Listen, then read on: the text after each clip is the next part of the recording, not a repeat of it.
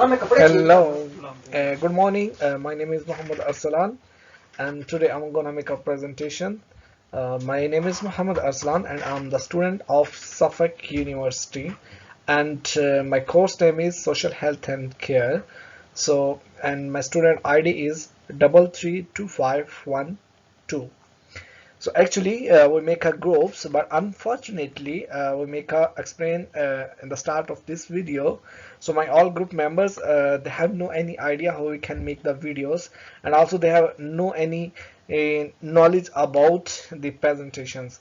So that's why today I'm gonna make this presentation video on myself. So first of all, there's the slides number one. There's the title. So now I'm gonna start this ones.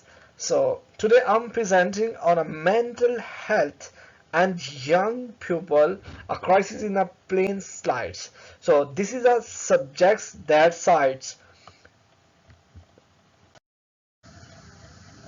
So this is the sides at the in interactions of everything. So we study in health and social care, biology, psychology, and physiology, policy, social cares. So and the practice over the next 15 minutes, I will take you through the evidence, the real world impact, and what we as a future HSC professionals. So next we're gonna make another slides. So there is the slides number 2. So let me begin by forming why the topic demand our full attentions. I start with the World Health Organization's definition of mental health, which I believe is foundational to our understandings. 2. The how defines the mental health not simplify as absence of illness, but as a positive start of well-being, one that allows a person to function, grow, and contribute to society. Yes, so when I look at the data from NHS Digital most recent national survey, I see a very different pictures in 2023.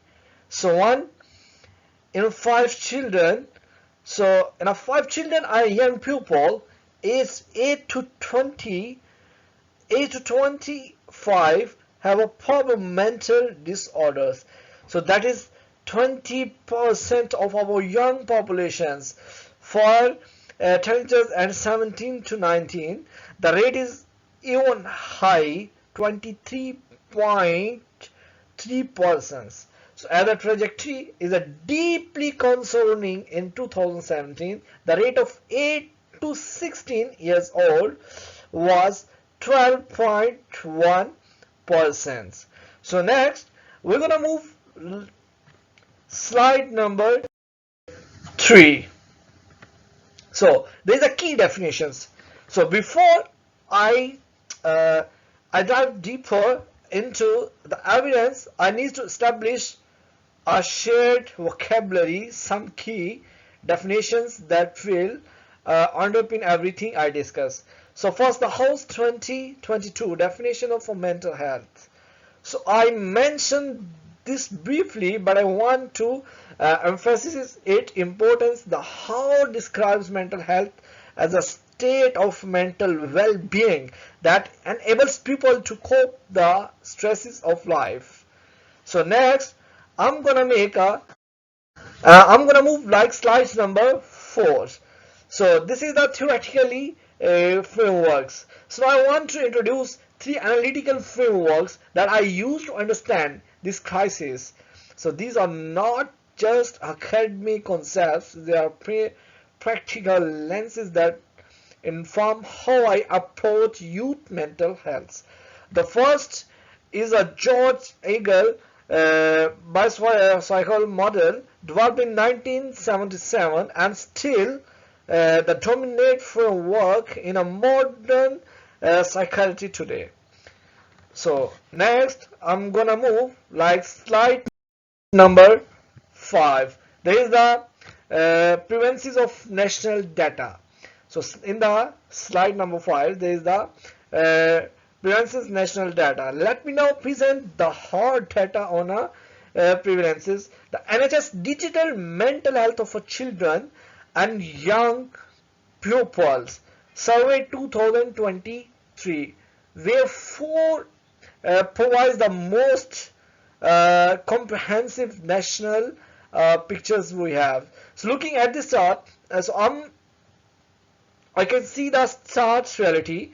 For 8 to 16 years old, 20.3% had a probable mental disorder in 2023, up from 12.1% in 2017. For 17 to 19 years old, the rate is 23.3%, up dramatically from 9.9% in 2017.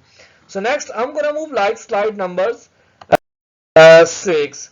In the slides number 6, there is a self-harm, suicides and service access crisis. So the statistics of self-harm and suicides are perhaps the most visual indicators of this crisis. I found that deeply troubling. Through lifetime, self-harm rates among the general populations have risen from 6.4% in 2014 to 10.3% in 2023 to 2024.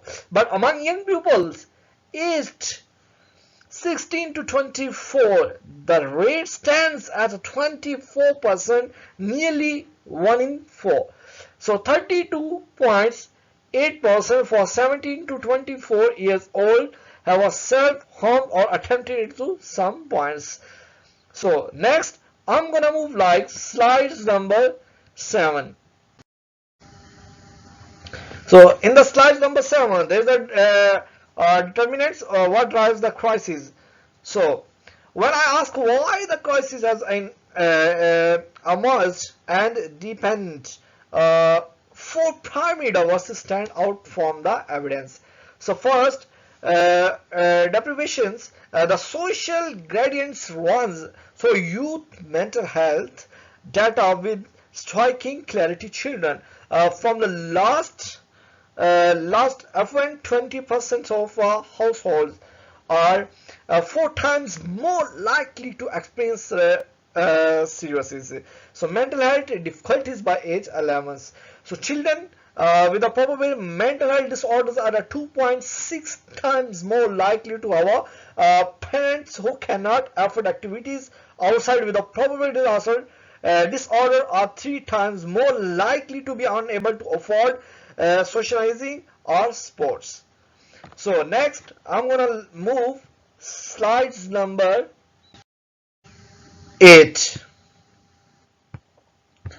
So in the slides number 8, we're gonna explain impact on individuals, like the impact of mental health in a young people extends for beyond the consulting room. So let me start with the physically health consequence. So nearly all young people aged 17 to 23 with a probable mental disorders, so 96% report regular sleep disturbances. So next, I'm gonna move slides number 9. So in the slides number 9, impact of society and the societal cost of this crisis are equally stark. So let me present the economic burden first. So mental health accounts for over 20% of NHS demands, yet it receives a disproportionately small share of funding relative to physical health. So the Center of Mental Health estimated the local annual cost of mental health problems in England around 119 billion pounds, including health care.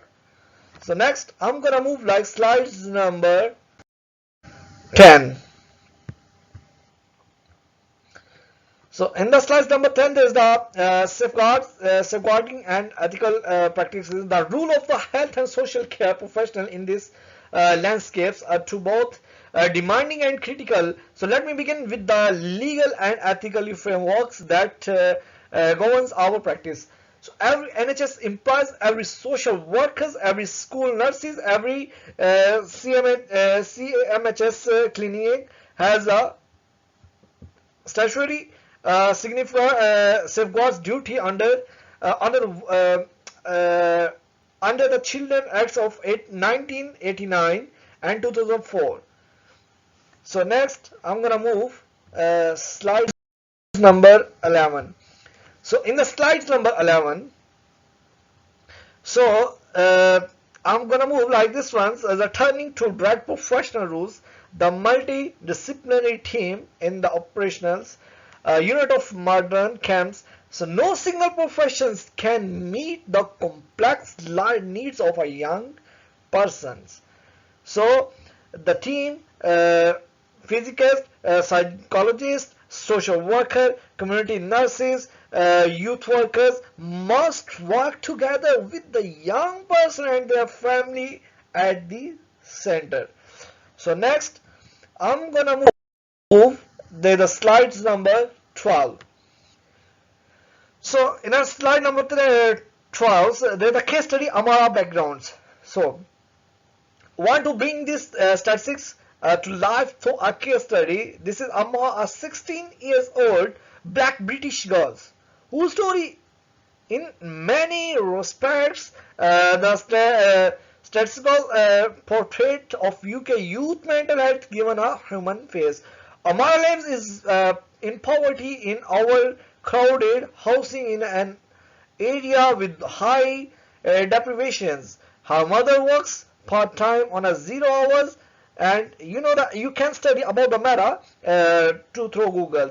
So that's why I'm gonna move like slides number 13.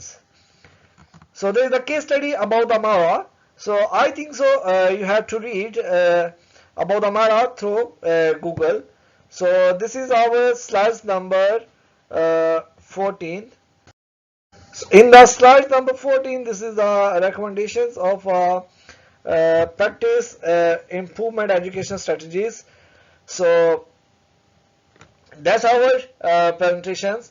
So again, I confirm that my name is Muhammad Arsalan and I'm the student of Suffolk University, and our student ID, so my student ID number is S332512. So our topic is mental health and young pupils. That's our presentation topic. So again, I explain with you. We make a group.